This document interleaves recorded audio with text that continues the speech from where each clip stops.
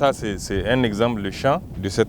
this time I'm talking to you, we are in a farm that has been harvested, but the harvest has not been really good because the rainfall has stopped very early. The millet has not been able to get ripe at this moment, and part of it that was ripe was consumed by grasshopper. I think that there are indicators that show there is an imminent food crisis. I'm the chief of the village, and when I get to the village and I see certain families, I really get so worried, and I'm afraid of what is going to happen to them and to me in few months to come. The greatest source of our food product here is the cereal bank. Usually, we do not open it until the beginning of the rainy season. But this time around, we have opened it because we cannot have food in the cereal bank and leave it there closed while people are suffering because of food shortage. There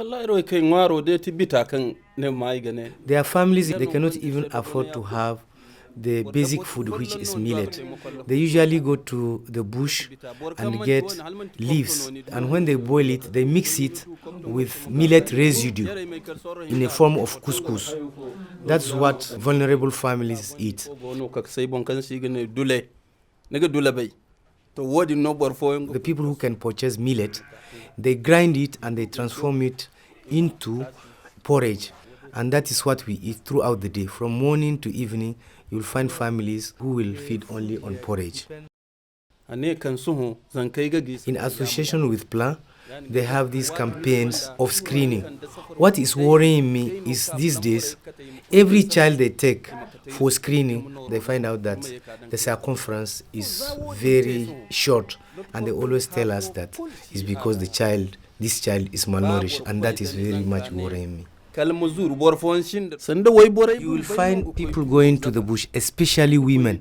Sometimes you will find them go out early in the morning and they will not come back until 5 o'clock. And what they do in the bush is to cut down wood, and some of them will just collect the faces of animals to bring. They sell both wood and faces of animals when they go to the bush. 2 days ago, we had a meeting because the teachers kept on complaining their classes are getting emptied. When we went to observe, we have seen in a class of 45 children, we hardly find 20. Most of the children have dropped out because they have to follow their families maybe to the nearby countries, or they have to follow their families to go and get either wood or animal faces.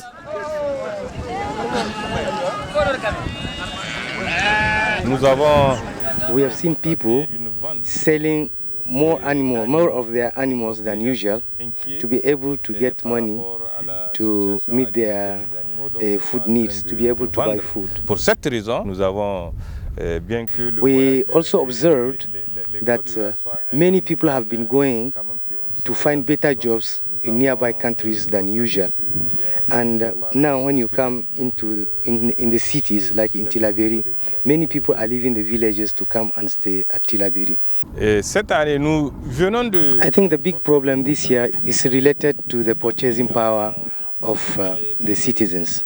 The grains are available, but what to buy the grains with is not there because of all the subsequent years where there was food crisis and the farmers had to borrow money to be able to meet their needs.